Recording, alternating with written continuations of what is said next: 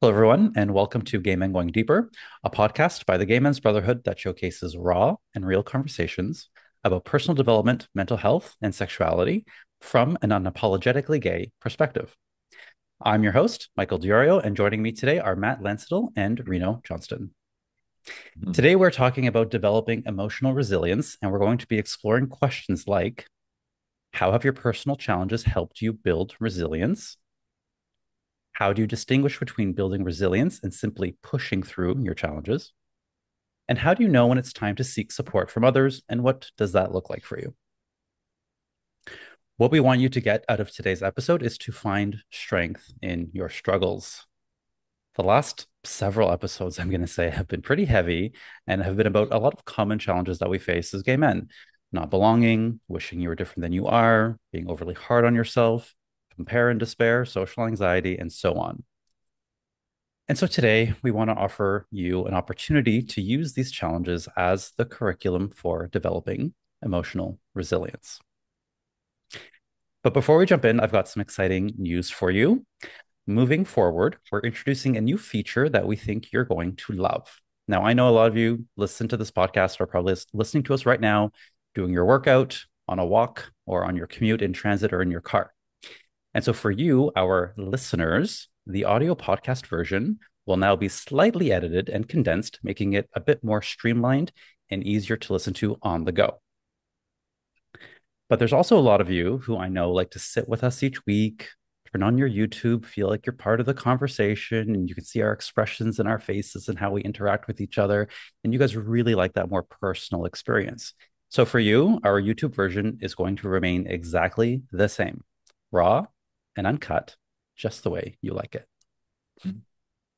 So we would love to hear your thoughts on the new audio format. So if you're listening to us, please let us know what you think by giving us a rating and review on Apple Podcasts or whatever platform you're listening to us on. And to all of our longtime viewers and listeners, we just want to thank you for sticking with us. I think we're at episode 211 at this point. And if our podcast has been helpful to you at all, we would love it if you could take just 2 minutes to leave a positive rating and review. It really helps us reach more people who could benefit from the content here. All right. Looking forward to hearing what you guys have to say on that. Now, let's talk about developing emotional resilience. As I like to do, I like to find the definition so we can level set know what it means. And I took to the Googles. And Google told me it is the ability to adapt to stress, setbacks, and adversity without losing your sense of self or hope. It's not about avoiding your challenges, but rather learning to manage and recover from them in a healthy and constructive way. And I love that definition. The concept of empowerment is at the heart of who I am as a human, as a person, and also all of the work that I do as a coach. And the way that I teach empowerment, I think these two concepts are related: resilience and empowerment. And the way that I teach empowerment is not just bulldozing your way through challenges, which I think is a misunderstanding that people have. It's not about just bulldozing your way through challenges. It's about processing it in a way that serves your future self and the people around you. Hmm. Okay. It's really about taking ownership, and I love that word, of your challenges and then deciding how you want to emerge from them. We do not control the shit out there that happens to us. We do not control a lot of things that happen to us, but we do get to control how we respond to it. Okay. And that's how I like to teach empowerment. So my personal response to when I'm faced with some adversity or challenge in my life that is beyond my control, when I'm at my wits' end, what I like to ask myself is, why was I chosen to have this experience? Hmm. Right. So it's not why me, it's why me? It's coming Hmm. at it with curiosity, right? The words are the same, but the energy is completely different. Why me? Why was I chosen to have this experience? And I know I say this phrase a lot, both on the podcast and my work and with my clients. You know this is your challenges are your curriculum for your evolution. They're not meant to like hurt you. They're not meant to punish you. I don't believe in that personally. I don't believe in punitive a punitive universe or a punitive God. I believe that they are meant to evolve you. That's just my personal take on things. Okay. And so when it comes to challenges, we face many of the same ones as queer people living in a hetero world. We've talked about that on previous months. And that all kind of falls under the umbrella of minority stress, the things we have to deal with that our straight folks don't. But on top of that, we each also have unique personal challenges that are very unique to our lives and our circumstances. But regardless of what type of challenges we're talking about today, or whatever ones you're bringing to your table as you think about this podcast in your mind, the universal theme in developing emotional resilience is the same. It's about learning how to process your emotions, owning your path to recovery, whatever that might look like, learning self compassion, and coming out on the other side of your challenges with more insight into who you are, and most of all, self love. Hmm. Because if there's one thing I notice about people who approach their challenges in this way with this kind of emotional resilience mindset, is that they are genuinely empathetic and understanding and kind to themselves and the people around them. You just know if you have encountered a dark night of the soul and you have come out on the other side of that, you no doubt will have learned what it means truly to have compassion for yourself and for others, and empathy for people who are in the midst of their own struggles. And so my point here is that this episode, developing emotional resilience, isn't just for you, but actually benefits everyone around you as well. So I'll leave it there. Let's jump into our first question today. So, as I said, the last few episodes have been about challenges and adversity we face. So, what my first question is going back to one of the personal challenges you've experienced that we've talked about on the podcast, how has that challenge, or how have those challenges helped you build resilience? And let's start with Matt today. Hmm. Yeah, there's not really one specific challenge that sticks out. It's an amalgamation of my path over the course of the last 4 years, really. Like, I was going through a lot of stuff even prior to this whole journey of the GMB starting and everything, but I think it really amplified at that point. So the last 4 years have been very challenging for me, very rewarding in certain ways too, but very challenging. And I think I've kind of developed a spectrum, um, one side being surrender, and the other side being persistence. And I've developed a strong ability of discernment of when to use which weapon on my path. Surrender comes in handy when you need to, or when I need to embody maybe healing, and I need to nourish myself and be compassionate and slow down and rest and take care of myself, which is not something I had developed prior. I was masculine, yang energy, do, do, do. I remember, just trying to meditate my emotions away and trying to hold crystals, trying to breathe my emotions away. And it's just like emotions need to be met, they need to be understood, they need to be questioned with curiosity. Where's this coming from? And so learning how to rest, learning how to slow down, surrender, bring less force, more flow into my life has been tremendous, absolutely tremendous. And that's where a lot of my resilience has come from. And that side of me was underdeveloped, likely due to a lot of dissociating from a young age and like disconnecting from my body, my emotions, and going more cerebral. So since opening up that chamber, that part of myself, which I classify as more the feminine, right? You call it yin, feminine, doesn't really matter. It's the more slowed down aspect, the beingness, the presence of who I am. I have a tremendous amount more of capacity to hold space. And I think that's a word that I attribute to resilience as well, is like capacity, like my capacity to hold something. I think of capacity as like a big barrel, right? And we only have so much capacity at certain moments in our day or in our life. And when that gets filled, right, we might feel not like we don't have a lot of resilience when it's overflowing. But I think resilience is learning how to like be very, very discerning of what I'm putting into my big barrel, who I'm letting have access to me, the thoughts that I think, right? What's filling my big barrel. Um, that's a big piece of it. And then I think, like you said off the top, like compassion. is a big piece of it. Compassion and humility, because my suffering over the last 4 years has been it's been tremendous, really, and it's cracked me open, and it has really shown me my fracture points in life, like my vulnerabilities, the things that I need to work on and heal. And my work now is very different. The way I show up in my work, the way I facilitate groups is different. The way I counsel is different because I've met a part of myself that uh I think I really do think it comes from humility. I don't counsel from ego. I don't facilitate from ego. Like I'm very heart-centered and embodied when I do my work now, which is a lot different. Um, and then so that's the one side, that's the surrender side. The other side is persistence. And I've learned how to rise to the occasion. I've learned how to meet my emotions. I've learned how to stare my dark demons in the eyes and be with them. I've learned how to come into relational dynamic and community in a heart-centered and in an authentic way. I've learned how to have difficult conversations. Um, And I think that that side of me needed to be developed as well, but from humility, right? I used to like be like egoic and charge my way into situations, probably because of out of trauma responding. I was more in the fight energy, and now I'm like able to kind of meet more of that persistence with more humility, but also kind of balancing that with like dignity and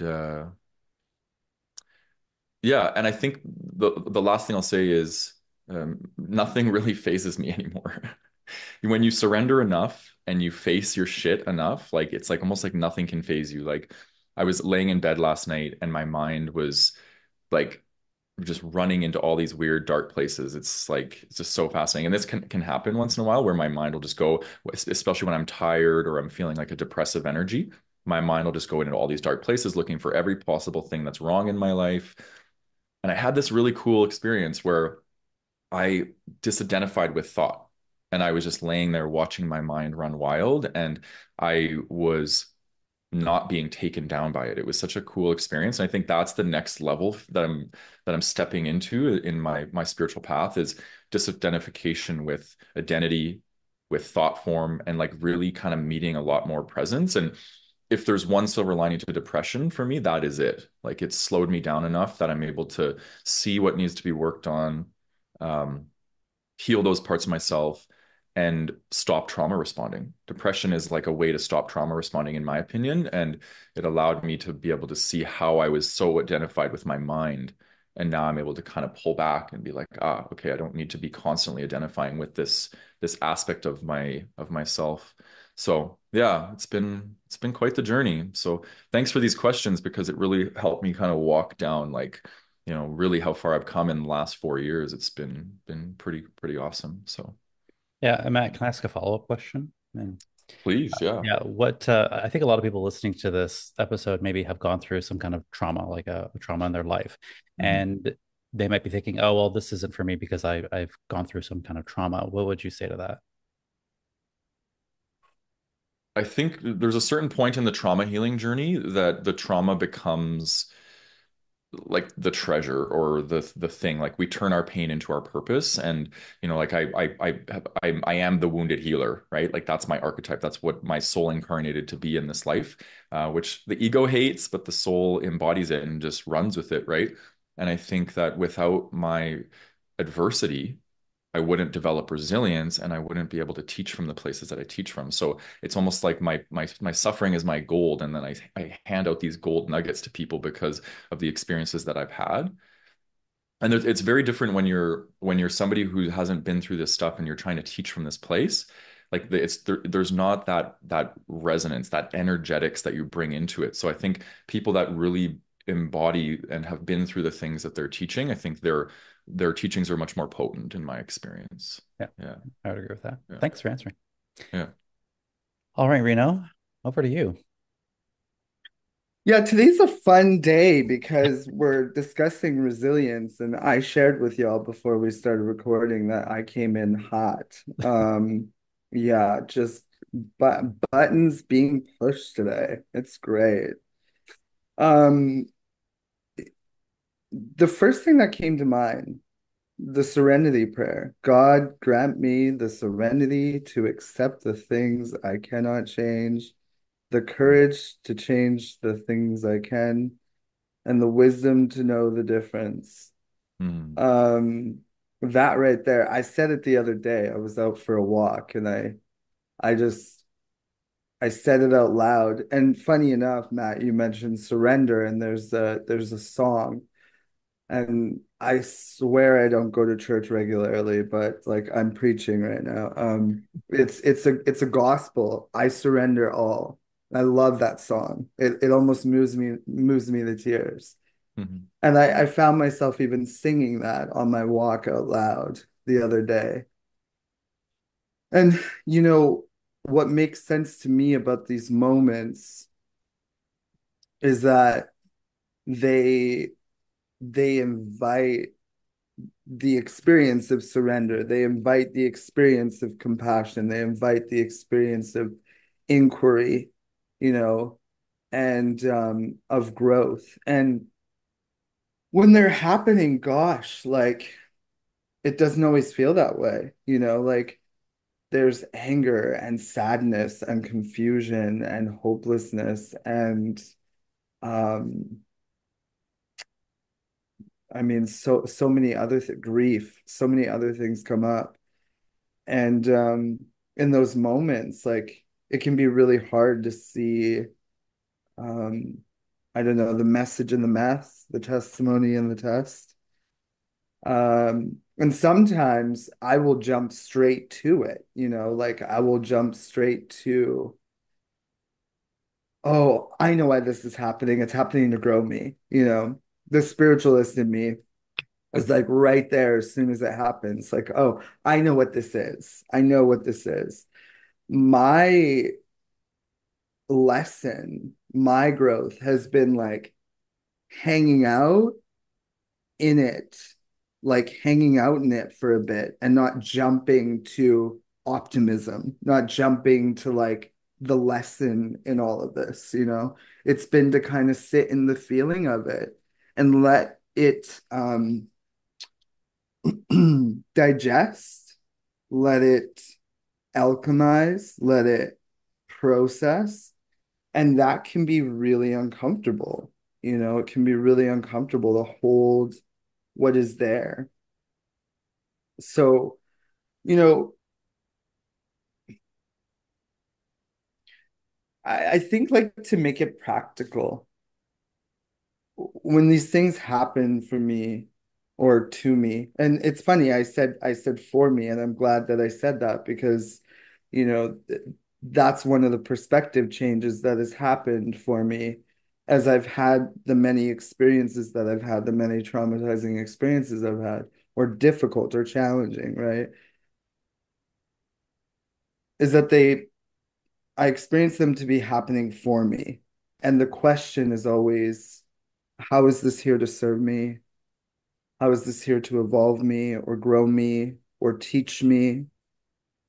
And some of these experiences, for example, have inspired and supported me to use my voice.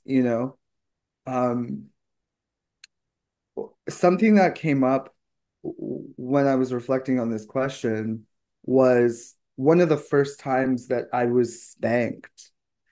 And some people, depending on where you come from culturally and the time you grew up in, spanking is normalized. But if you're on the receiving end of it, it's a traumatic experience. Um, and I actually remember being spanked by someone who was not my parent, right? And that was a very difficult and invasive and traumatizing experience for me. I remember it to this day. I've certainly recovered from it. And my willingness to meet, not at the time, later, because at the time I don't think I had the awareness or the tools or the capacity, but my willingness to meet that experience, that invasiveness, and to like feel everything that came with it. gave way to my voice and my strength, my no, right? My no. It's like now, like I'm very clear. No, like not okay. No, you cannot put hands on me. You cannot engage me in that way. It is not okay, right? When we're young, we, I think that that voice is there. I think that that strength is there, that resilience is there. Um, but sometimes it's sort of clouded over, bogged down, conditioned, so to speak. So yeah, as time went on, um, there were things that started to come up from my past, and I had to meet them and to process them and to um, find ways to release that energy. But I would say resilience was innate, and it's what allowed me to have those experiences and to keep going, you know, to keep going. So yeah. Um, I want to see if there's anything else I want to say, but I think that might be it.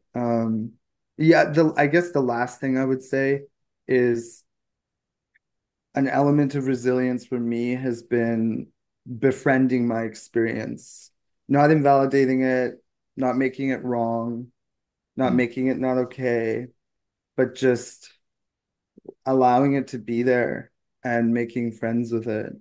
That's huge. We are so conditioned to invalidate our experiences, to trivialize our experiences. And no, no. Yeah, Thank you yeah. for sharing such a tangible, real example so vulnerably. I love that. I think that's going to be very useful and helpful. And thank you for putting that forth. Thank Um, you. both of you mentioned something before we move on to the my answer.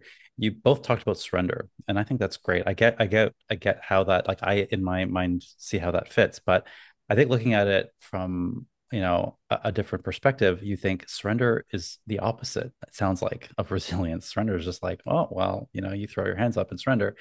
Can either of you kind of explain how surrender is actually linked to resilience? Because you both mentioned it. Hmm. I'm going to talk about it in the second Oh, question, okay, so okay, I might answer it then. okay. So we'll put a pin in that one, and we'll go back to it. Good question, though. Yeah. Okay, so how have my challenges helped me build resilience? I want to go back to something that I had talked about in the episode "I Wish I Wasn't Gay," which came out on National Coming Out Day, that was released October the 10th. So if you haven't listened to that, that's what I'm referring to, an example there. So I had talked about this feeling of constantly having this need to prove myself, as a man, as a gay man, just ever, just constantly to have to prove myself, and I hated that. I hated that I had to do this thing that other people didn't have to do. In the corporate world, I had to work harder to be taken seriously than my straight colleagues. I had to put up with a lot of microaggressions from even my family and friends, loved ones who just didn't know better. They didn't know they were microaggressions; they just were. I had obstacles that my straight brother did not have when we were growing up as teenagers. He got to bring his girlfriend to dinner whenever he wanted without any fuss whatsoever. First of all, I had to be in the closet and then come out and then have a boyfriend and then ask to have my boyfriend over. All of these are steps he didn't have to go through. And then having my boyfriend over for dinner was like a whole thing that created all kinds of drama in my life with my parents. And that was not very fun for me. Right. So I also had obstacles that my straight colleagues did not have. And when I was in the corporate world, again, they could openly talk about their girlfriends and what they did on the weekend. And that gave them a sense of camaraderie with all the boys in the office, blah, blah, blah. And then again, there was me. I don't have a girlfriend. When I did have a boyfriend, again, I had to go through the process of coming out, that whole thing. And then when I did talk about my boyfriend and what we did over the weekend, it was met with super awkwardness and silence, no camaraderie for Michael, left out, ostracized. Right. And so I also have been bullied. I've been victimized for just being who I am, for being gay. And a lot of people out there can identify with this. This is just part of that minority stress. So, yes, it is a fact. It is a fact that queer people have unique obstacles that hetero people do not. It is a fact. Yes, it is harder for us. Yes, it is unfair and unjust. Okay. And so where I've developed my resilience is what I make that mean, right? What do I do with that? Okay, that's the fact. What do I do with it? So I could be a victim my whole life, even if I have been victimized, even if I have been a victim at times in my life, or not, right? I can take that and do something else with it. And that's up to me. And for you, listener, viewer, there, you get to decide. I'm not like, just because I'm sharing what I'm sharing here doesn't mean you have to do the same thing. You get to decide what that means for you. And that's a really good reflection question. So for me, I'm like, I'm not going to let this stop me for going after my goals. I'm not going to let this stop me from being the man that I want to be in the world. And in fact, it is because of these challenges that I consider myself courageous. It is not even questionable to me whether I have courage. I just do. Like I had to do all that shit. And if you're a queer person who had to do that same shit, I please do, you know, put the courageous label right on you because you have it. You have courage. I am strong. And I would say, arguably, I am more resilient than any of my straight colleagues Hmm. or friends or anyone out there because I had to go through shit that they don't, and I still do have to go through shit that they don't have to go through. So that is what builds my resilience. And I make that mean if I have to work 4 times as hard, I'll work 4 times as hard and that'll make me 4 times stronger. And that's the way I kind of look at it. Okay. So, and it's also because of these challenges that I've learned to love myself harder. We talked about this in the inner critic episode. I have a very strong self advocate. Reno just talked about that boundary setting, you know, that comes up, the very hard no. Um, I've learned to have a thick skin.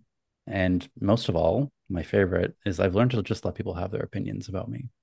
I'm like, okay, cool. Enjoy your opinion. Even if it's wrong, have at it.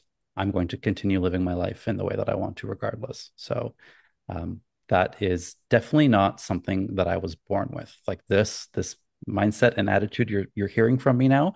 I was not born this way, guys.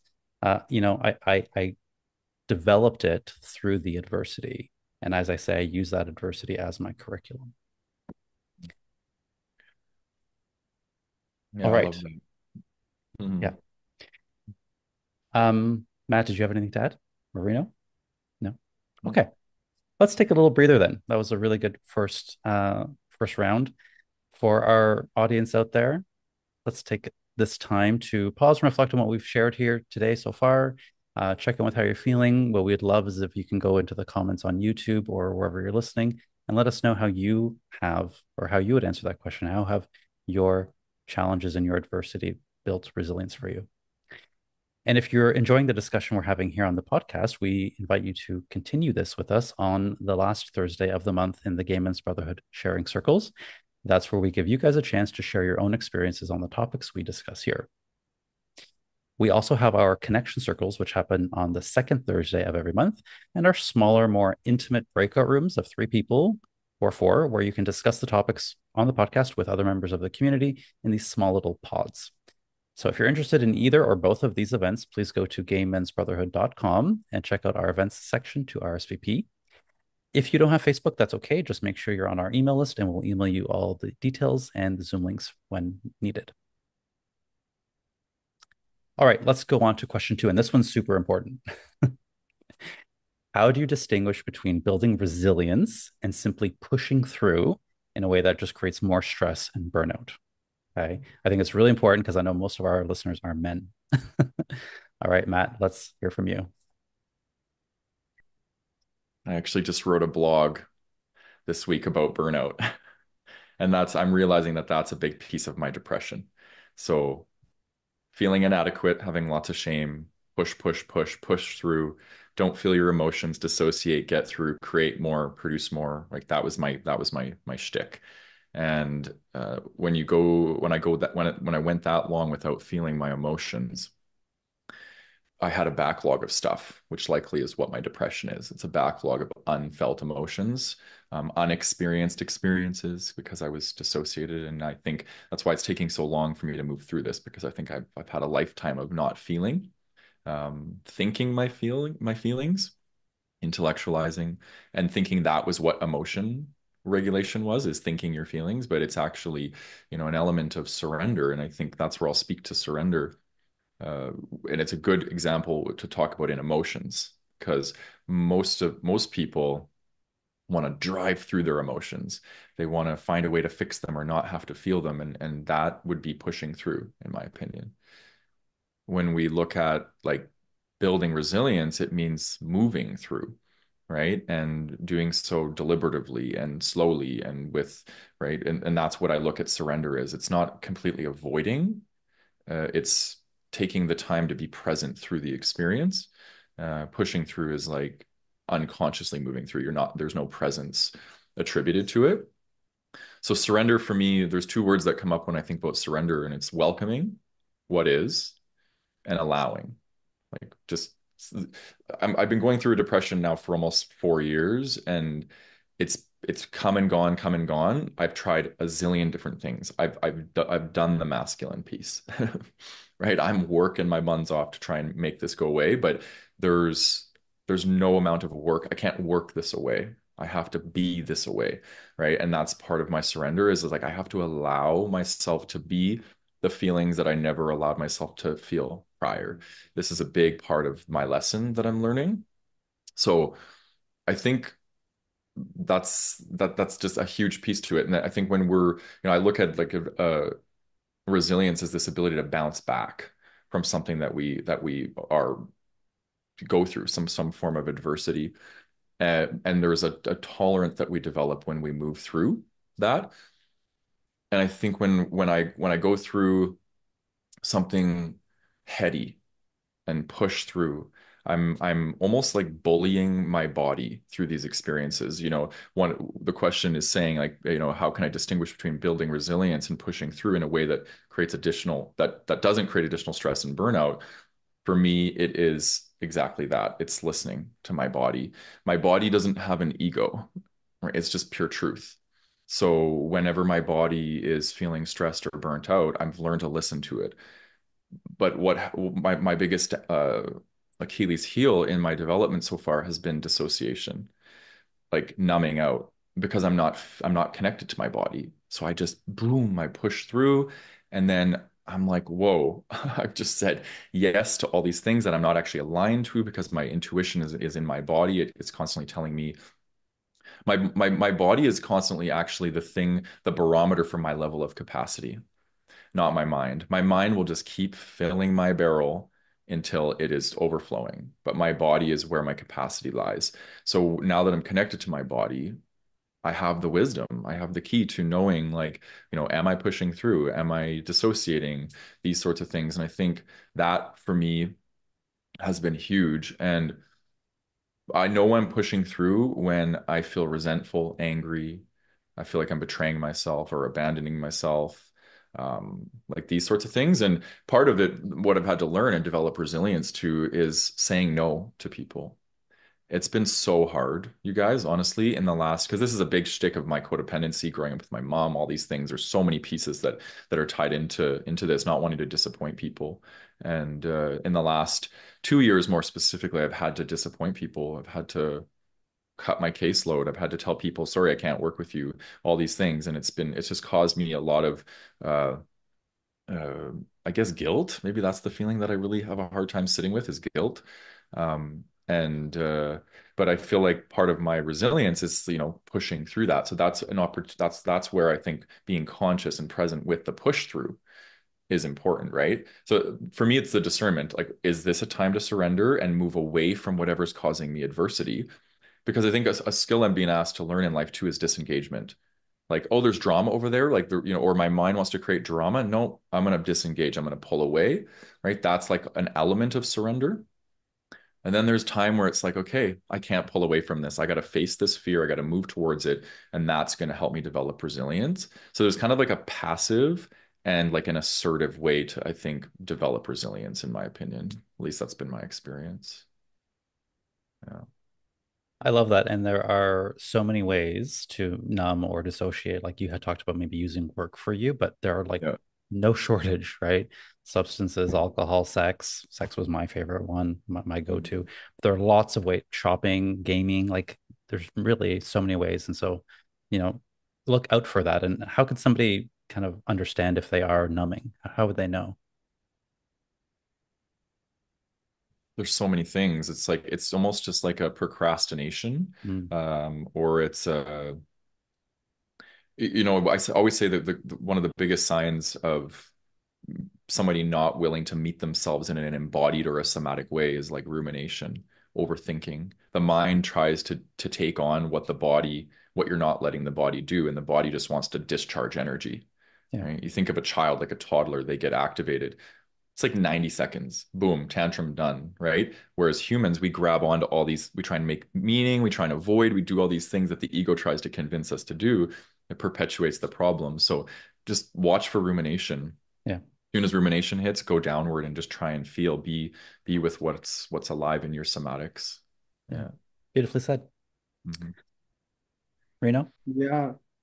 I wanted to piggyback on what you said just now, Matt, and I think I noticed that anytime I'm avoiding an experience, uh, I'm I'm likely numbing or potentially numbing. And when I say I think it's important to make a distinction because one of the things that I felt was really powerful that you said was declining the invitation to drama or declining the invitation to, you know, engage in potential nonsense, let's just say, right? But finding your no. And so the clarification here is that you know, it's less about like going into that stuff and more about going into your experience, like the one you're having in your body and your being. So no one's saying like, no, stay with that like toxic person or no, let me rephrase that because I don't like referring to toxic or to people as toxic. What I mean to say is no one is saying remain in that in that situation, a situation that is harmful to you, but more so to like be with your experience and honor your experience. That's kind of how I see it for myself, anyway. Um, yeah, resilience for me, like I look at it as part of the design, right? So I cut my finger immediately my body is going to work to repair and restore. Like it's in the design, right? Um, tear a tear a branch off of a tree, or alter something in nature, and you will see it regrow, right? You can look at elements of nature, the body, and see how they're designed to withstand and also to repair. Like resilience is literally built into um, everything that is natural in the natural world. So it's not something that like some of us have and others don't, right? Um, it be impeded or might it take a bit longer in different people or different elements of nature and what's natural? Absolutely. Um, but it's built in, right? It's there. And I think something that has been really helpful for me is to recognize that life is a contact sport. There's no getting around that. Like there's no getting around that. Like I mean, unless I stay in bed and even then I'm met with my inner experience, like there's no avoiding this experience. And so we get to meet it. We get to meet it and we get to move through it, I guess, in the way that occurs to us, right? Um, but this piece around like whether we're pushing through or I have to go back to the question again, whether we're pushing through or we're building resilience.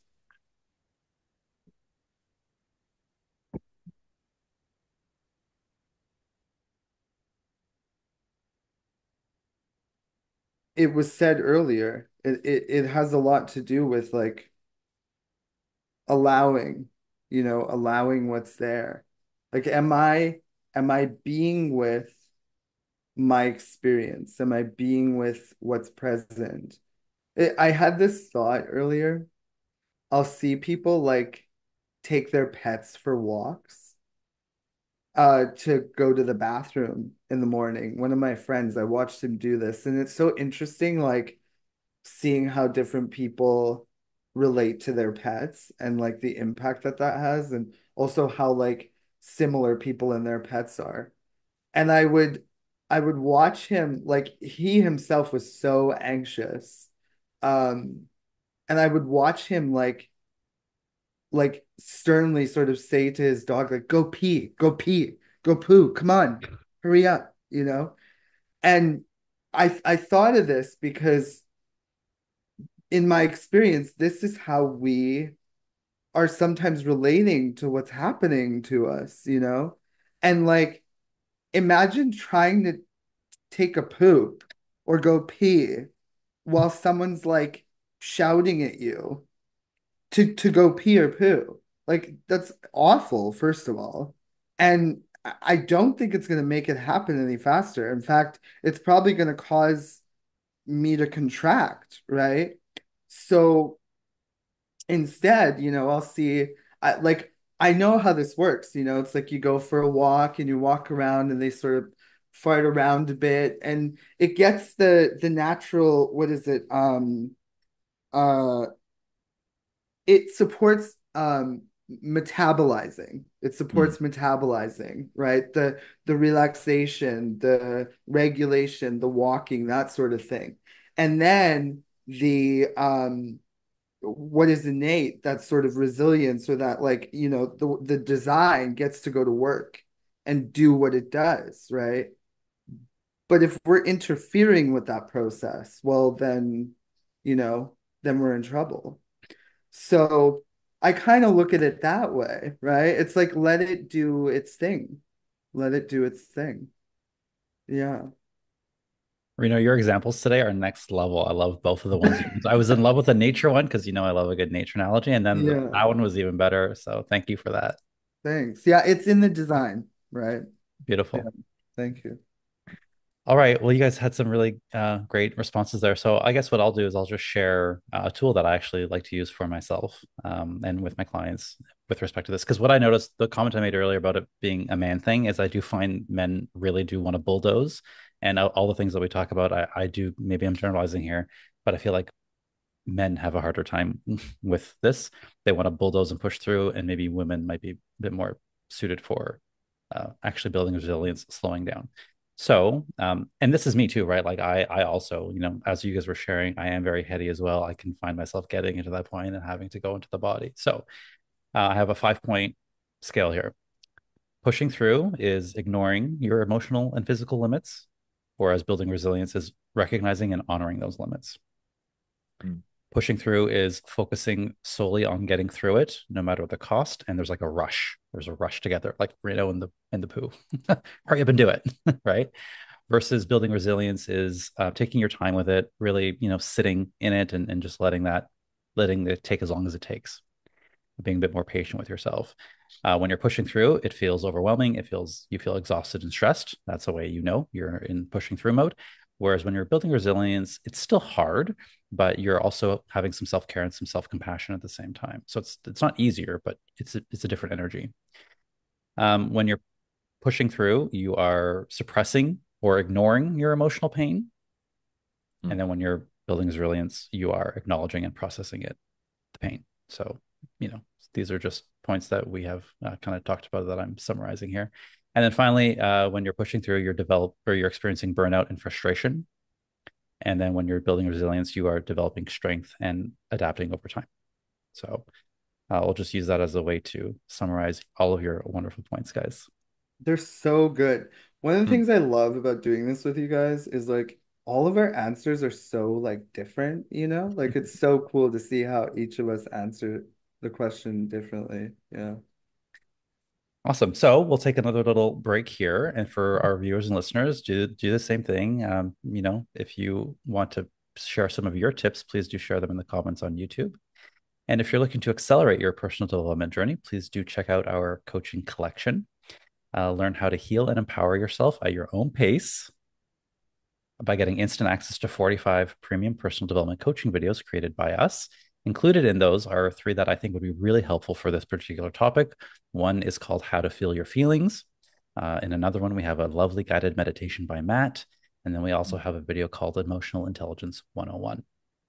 So please head over to gaminggoingdeeper.com for more info. And by the way, guys, you also get access to our Healing Your Shame and Building Better Relationships course with the coaching collection. All right. This is an important one as well. How do you know when it's time to seek support from others, and what does that support look like for you, Matt? Hmm. I want to comment on what you said about about dogs, and this kind of ties into this question because we can seek out support from our pets, right? Pets, I think, are a huge protective factor for people who have, adversity or adverse childhood experiences. You look at like, um, um, what are they called? Like pets that are there for like caring for mental health, like Uh, support animals or support For whatever. care, support pets, yeah. yeah. Yeah, I'm a firm believer that dogs are empaths and they take on the energy, the emotions, and the characteristics of their owners. And as an empath, when I'm seeing a dog and a human together, I can feel similar energy. And I can also feel the true authenticity of the owner's energy in the animal, right? Because the owner might have facades and masks, but like when I feel the energy of the dog, I'm like, like I now understand the owner much more clearly. So it's fascinating. Yeah. So that would be my first thing is, seek support from our lovely little furry creatures or winged animals or critters or whatever you got. Um, and then for myself, I think it's time to seek out support when I'm in like a negative feedback loop. So I've entered rumination. I don't want to feel, I don't want to be with my emotions. And the ruminating has gotten so bad that I can't stop it. And even I'll go to sleep, I'll wake up in the morning and it's still happening. So I'm like, okay, I need to reach out. I need co-regulation. I can't self-regulate right now. I need co-regulation. I need a hug. I need to talk. I need it to interrupt my cycle. And then that really helps. So oftentimes that'll be fear. Like rumination is I'm feeling unsafe and I'm trying to find safety by like thinking so much about things, trying to find answers. So that, and then also I think when I'm feeling lost or confused, I think we can easily lose objectivity in ourselves. And I think that's why people hire coaches and therapists and these sorts of things because we provide objectivity to people. We remain objective. Um, so I'll often reach out to like my best friend or um yeah, I've got a very, very small, I wouldn't even call it a group, like a few people that I like trust that I know can hold me. Like I have a very core belief that people can't hold me. Like it's been proven over and over again. Like I'll bring my stuff to people and it's almost like they don't know what to say or what to do, or they try and fix or correct or cheer me up or like those sorts of things. And those things don't work. Like I need to just be like listened to or held.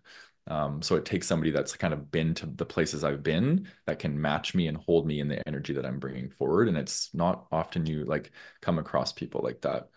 Um, and this is a big part of my journey. It's part of I'm developing resilience now because I've always been like, I'll do it on my own kind of guy. Mm. And I don't reach out to people. And I think this has been a big, big piece of my learning is how to reach out and ask for help when I need it. Yeah. And ask for the type of help, right? Like sometimes that's the way to do Yeah. it is to say, hey, this is what to approach it like this is what I need from you right now. Like I don't need you to fix, I don't need to repair. I just need you Yeah. to like hold me while I cry. Totally. Yeah. Yeah. Yeah. Yeah, Reno? I would say when it occurs to you, like when it occurs to you to seek support, seek support. And I feel a lot of conviction in that because I have definitely like gaslit myself or talked myself out of having my needs met.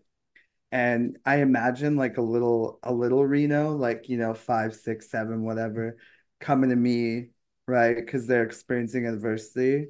Like I would never give them crap for seeking support in any situation. I would arm him with the tools to be able to, again, um, accept the things he cannot change and the courage to change the things he can and the wisdom to know the difference, right? And also, it's like, baby, come to me, like anytime, anytime. It's never wrong. You're never too much. I love you. I got you. So that's my answer. Beautiful. I love that self-compassion there. Yeah. Yeah, I love that. And for everyone listening, it's just whenever you want to, as Reno said, whenever you feel like it, there's no everyone's answer is personal. I'd say for me, it's just when it becomes overwhelming for me, or if I'm finding it hard to manage on my own. It doesn't matter. Like that's not the same level for each issue, or if it gets too heavy, right? If I'm juggling a lot and there's just one straw that breaks the camel's back, I will seek the support for that straw. All right. And so the last time I did this I guess, in a meaningful, powerful way was going through my breakup. Was earlier this year. And I lean on a few people in particular for different things. I know which friends to go to for what kind of support. Luckily, I have a few different options. Um, but also, I want to mention on this, like my mother. I am 41 years old, grown ass man who does this work. But in those times of deep, deep, deep emotional pain, she's still the first person I turn to. I turn to my mom. And she's not gay. She doesn't know what it's like to have a gay partner, but it doesn't matter because she's still able to support me. And I would say this for anyone out there, right? People can support you on your emotional level because we all have understanding of those emotions. We've all felt fear, shame, loss, sadness. And so if you can come at it from empathy, then let people hold you in that space. So for me, oh, and also coaching. How could I forget? I have my coach who I love, and I got coached plenty on that particular topic before the breakup, during the breakup, and even after the breakup. And we spent many of our sessions talking about that. So for me, it's like a 360-degree, perspective on getting support. I wanted the soothing comfort, love, and wisdom from my mom. I wanted some relatable advice and support from my friends who really just know me at that level. And then I also wanted objective guidance and some really, present future focus from my coach. So that's what it looks like for me. All right, guys, any final words? All good? You are so loved. You are so loved. We're all so loved. And our viewer and listener is so loved for sticking with us for this amazing episode. And thank you also to Matt and Reno for your, as always, wisdom and insight. A reminder to our audience out there that this podcast and YouTube channel are listener and viewer supported. So if you enjoy what we're creating here, you can support us by making a donation to the show using the link in the show notes. You could also subscribe to get early access on Apple Podcasts to get ad-free access and listen to episodes before they are released wide. All of your support helps us to continue making content for you and supporting our community. We thank you so, so much in advance, and we hope to see you at our next event. Please head over to gaymensbrotherhood.com to register. See you guys next time.